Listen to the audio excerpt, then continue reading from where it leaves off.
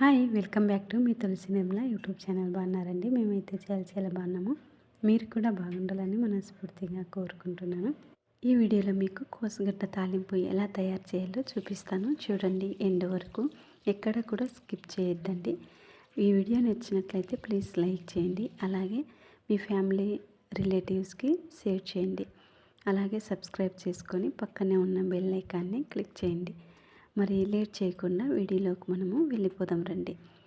ముందుగా నేను ఒక కుక్కర్ తీసుకొని అందులో ఒక టీ గ్లాస్కి నేను బ్యాల్ తీసుకున్నాను.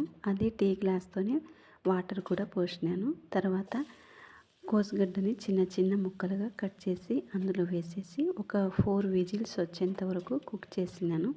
అది పక్కన పెట్టేసి ఇప్పుడు బాణలి పెట్టుకొని అందులో ఈ తాలింపుకు సరిపడా ఆయిల్ వేసి అందులో జీలకర్ర, ఆవాలు, పచ్చిమిరపకాయలు లేదంటే ఎండుమిరపకాయలు కన్నా వేసుకోవచ్చు, ఎర్రగడ్డ, కొంచెము కరివేపాకు ఇవన్నీ వేసిన తర్వాత ఇందులోనే కారం పొడి అలాగే పసుపు పొడి వేసి కొంచెం సేపు అయిన తర్వాత మనం కుక్ చేసి పెట్టుకున్నటువంటి కోసుగడ్డ ఉంది కదా, అది మనం ఇందులో వేసేసి కొంచెం మనకు బాగా టేస్టీగా ఉండాలంటే ఇందులోకి వీటితో పాటు మనము శనగిత్తనాల పొడి వేస్తే ఎంతో టేస్టీగా ఉంటుంది. ప్లీజ్ ట్రై చేయండి.